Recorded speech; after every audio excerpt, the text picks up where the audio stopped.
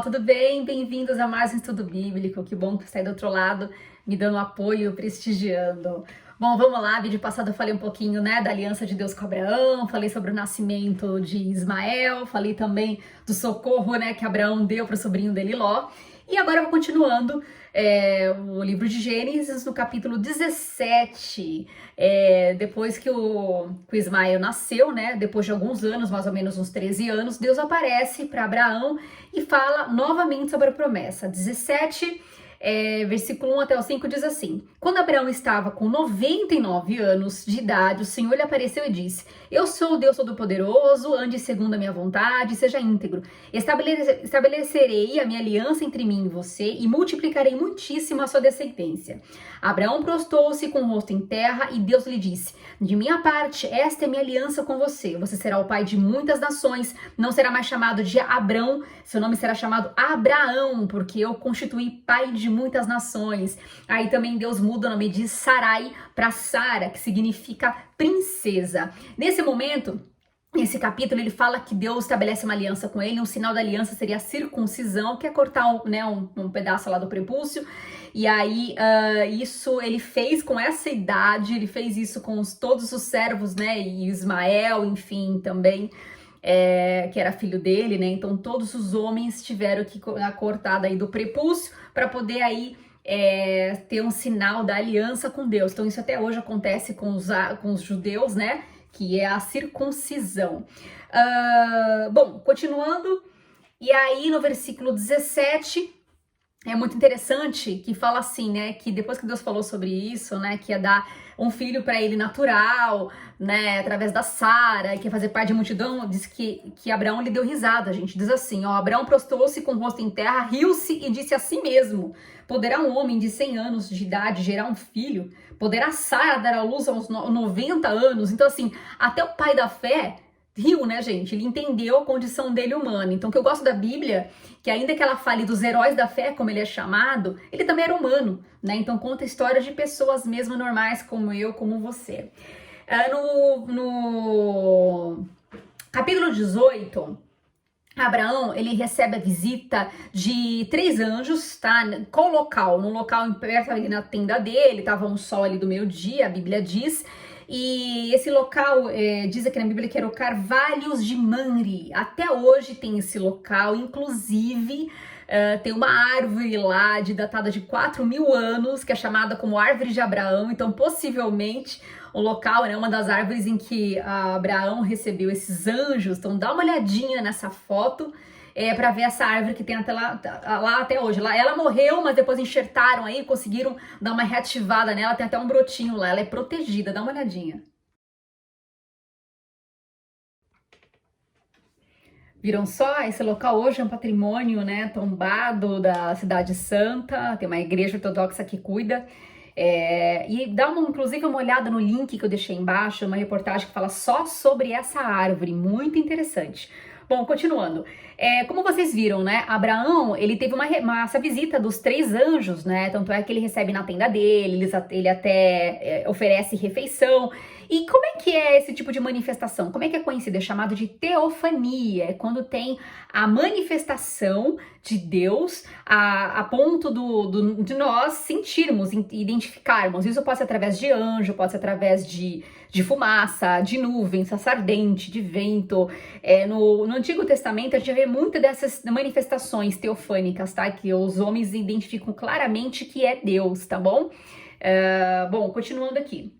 E aí eles falam para Abraão, reforçam sobre a aliança, que daqui a 1 ano, né, a Sara vai ter um filho, até a Sara dá risada. Eles falam: mas por que ela tá rindo? Né? Não é nada impossível para Deus. E aí também falam para Abraão sobre o que vai acontecer na cidade de Sodoma e Gomorra, que é a cidade onde o sobrinho dele se mudou. Vamos lá, no versículo 16 a 17 diz assim: Quando os homens se levantaram para partir, avistaram lá embaixo Sodoma, e Abraão os acompanhou para despedir-se. Então o Senhor lhe disse: esconderei de Abraão o que estou para fazer? Gente, um parênteses, o Deus soberano dos céus, da terra, magnânimo, ele fala: eu não posso esconder de Abraão o que eu vou fazer. Ele presta conta e dá satisfação pro amigo dele, que era chegado. Olha só como Deus é humilde, né? Que tremendo isso. E aí, Deus fala para ele, né, aqui no versículo 20 e 21.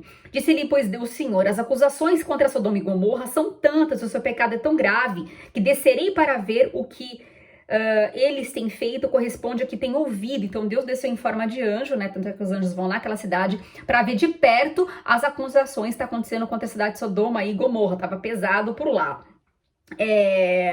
E assim, quando eles falam isso, né? Quando o anjo revela o que vai fazer, Abraão começa a interceder, porque ele tinha um coração, né, muito de compaixão. Aí ele começa a falar, Deus, mas se por acaso tiver 50 justos na cidade, o senhor vai matar, vai acabar com a cidade com 50 justos ou vai livrar? Né? Aí Deus fala, não, eu vou livrar. Aí ele começa a negociar, fala, tá, mas se tiver 40 justos ou 30 justos, até que ele chega aos 10. No versículo 32 ele fala assim, ó, então Abraão disse ainda, não te ires, Senhor, mas permita-me me falar só mais uma vez, e se apenas 10 forem encontrados, 10 justos? Aí Deus respondeu, por amor aos 10 não a destruirei. Deus, com toda a paciência do mundo, deixa claro que ele não vai acabar com os justos, né? Então Abraão intercede mais uma vez pela vida de Ló, né? E aí acaba livrando. Então, continuando aqui a leitura, o que é legal, né? Como Deus, ele não enxerga como a gente enxerga, ele não rotula o ser humano como a gente rotula, por grupos ou por orientação, né, de onde veio, cultural, né, o bairro que mora. A gente costuma geralmente generalizar, né, um grupo, né, e Deus não olha assim. Inclusive eu comprovo isso no livro de 2 Pedro, ele fala sobre esse episódio de Sodoma e Gomorra. Deixa eu dar uma olhadinha aqui na minha cola. Que fala assim, ó, 2 Pedro, versículo 6 a 8, diz assim: também condenou as cidades de Sodoma e Gomorra, reduzindo-as a cinza, tornando-as exemplo do que acontecerá aos ímpios. Mas livrou Ló, homem justo, que se afligia com o procedimento libertino dos que não tinham princípios morais, pois vivendo entre eles, todos os dias aquele justo se atormentava em sua alma, justa por causa das maldades que via e ouvia. Então, por mais que Ló vivesse naquele ambiente doente, né, pecaminoso, Deus sabia que o coração dele não compactuava com aquilo. Então, realmente, uma prova de que Deus ele sabe discernir aí, né, o coração do homem. Bom, vamos lá. No capítulo 19... fala então da chegada dos 2 anjos até a cidade de Sodoma e Gomorra. Era uma cidade fortificada, não era uma tenda como vivia o Abraão, não. Era uma cidade mesmo super desenvolvida, extremamente desenvolvida. E aí, eu tava lá na porta da cidade, o Ló, ele encontrou os anjos, já recebeu, ele já reconheceu, né, que eram anjos, né, já se curvou, já chamou pra poder ir até a casa dele, ceiar, e teve um episódio, gente, vai vendo aqui no versículo... Deixa eu dar uma olhadinha aqui, versículo 4 e 5 diz assim, ó. Ainda não tinha ido deitar-se quando todos os homens de toda a parte da cidade de Sodoma, dos mais jovens aos mais velhos, cercaram a casa. Aqui fala todos os homens, dos velhos aos mais novos. Chamaram Ló e lhe disseram, onde estão os homens que vieram à sua casa esta noite? Traga-nos para fora, aqui ó, para que tenhamos relações com eles. Gente, outro parênteses.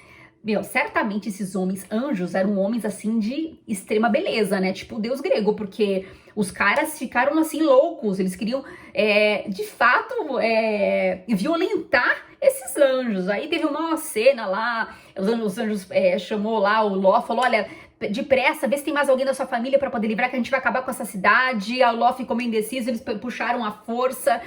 Daí os 2 futuros genros de Ló duvidaram, falaram, é brincadeira que vai acabar com a cidade. Acabaram ficando lá, e aí acabou saindo da cidade o Ló, a esposa e as 2 filhas. Então, mais à frente, no versículo 23 a 26, fala assim, quando Ló chegou a Zoar, o sol já havia nascido sobre a terra, então o próprio Senhor fez chover do céu fogo e enxofre sobre Sodoma e Gomorra.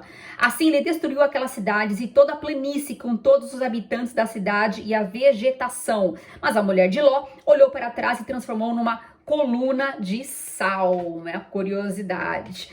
Então, falando um pouquinho aí sobre as descobertas arqueológicas de Sodoma e Gomorra, eu vou deixar um link para que vocês possam ler de artigo da revista Isto É e da revista Galileu, que fala sobre descobertas super recentes da possível, né, da provável, da cidade de Sodoma. Então eles mostram lá o estado, né, cinzas encontradas na terra, tanto é que ela ficou inabitada por séculos, não tem a menor condição de viver lá, de plantar alguma coisa por conta da salmoura, por conta das cinzas, por conta das propriedades, né, encontradas.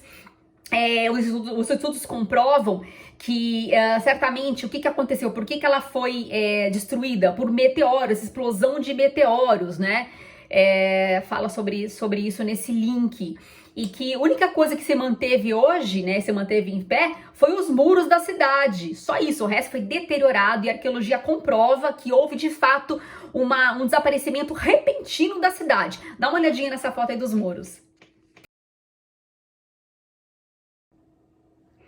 Bom, uma outra curiosidade nessa região, né, dos montes de Sodoma, que é a região de Jabal Sudum, tem, quando o sol bate nas encostas, né, acontece um fenômeno da natureza que ela produz reflexos de diamante, porque tem muito sal, tem estátuas de sal nessa região. Então, os blocos, né, de sal, eles se deslocam quando chove, e aí eles formam estátuas. Tem até uma, inclusive, que ela é tão... ela parece, né, com uma estátua de uma pessoa, ela é conhecida como a estátua da mulher de Ló. Dá uma olhadinha nessa foto.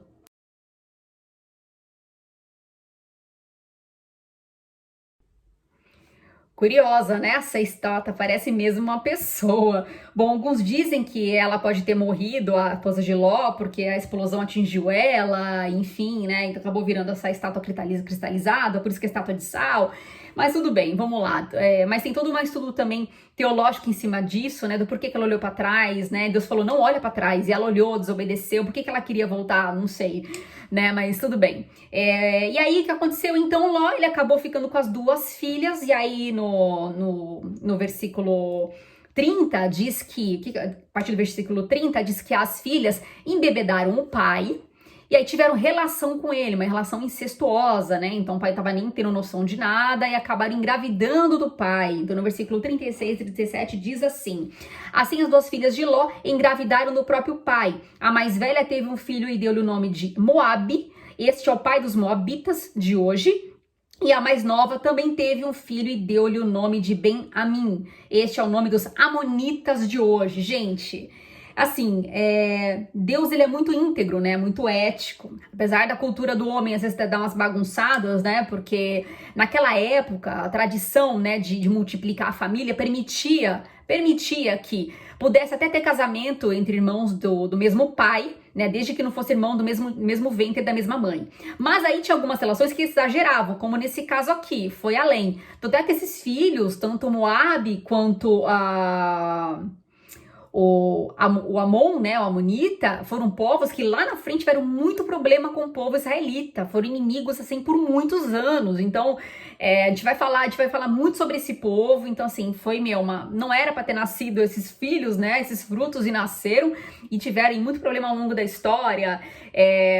Os moabitas, eles adoravam o deus da fertilidade, tinha muitas orgias, tinha lá o deus Baal Peor, vai influenciar e bagunçar muito lá com o povo de Deus, né, lá na frente. Já os amonitas eram muito cruéis, era um povo que tinha aí como deus o Moloque, que sacrificava criança. Então assim, daí dos reis do povo amonita é o muito famoso chamado Hammurabi, que tem a lei de Hammurabi, e lá tá escrito inclusive uma frase famosa, muito usada pelos judeus depois: olho por olho e dente por dente. Então gente, desculpa o áudio longo. Eu vou finalizar por aqui, a gente se vê no próximo vídeo.